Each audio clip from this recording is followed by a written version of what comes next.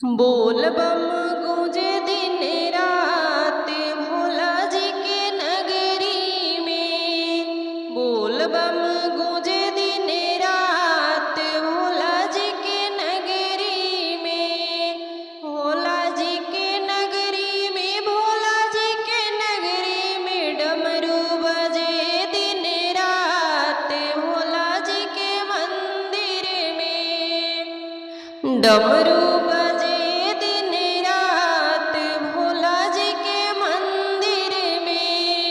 बोल बम गूंजे दिन रात भोला जी के नगरी में।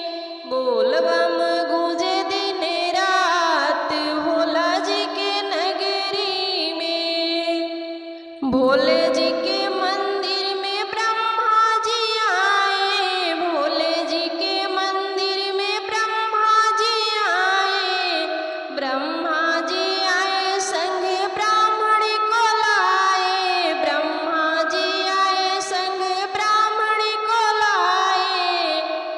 वेद गूंजे दिन रात भोले जी के मंदिर में।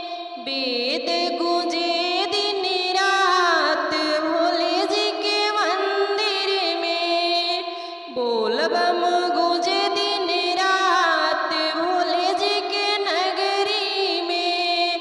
बोल बम गूंजे दिन रात भोले जी के नगरी में। भोले जी के नगरी में विष्णु जी आए। भोले जी के नगरी में विष्णु जी आए। विष्णु जी आए संग लक्ष्मी को लाए। विष्णु जी आए संग लक्ष्मी को लाए।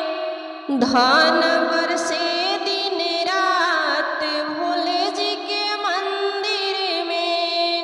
धन बरसे दिन रात भोले जी के मंदिर में।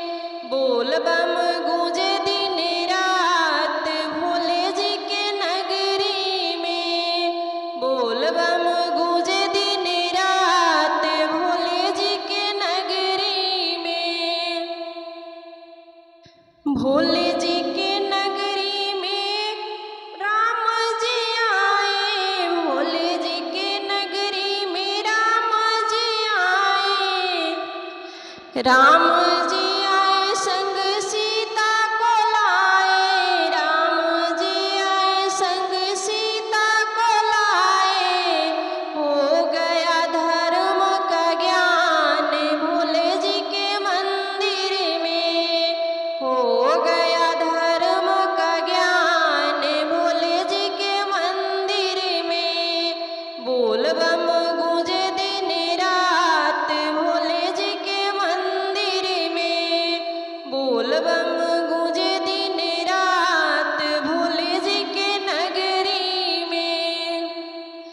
भोले जी के नगरी में कान्हा जी आए। भोले जी के नगरी में कान्हा जी आए।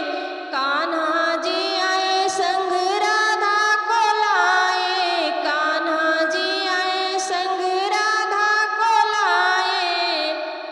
बांसुरी बजे दिन रात भोले जी के मंदिर में। बांसुरी बजे दिन रात भोले जी के नगरी में।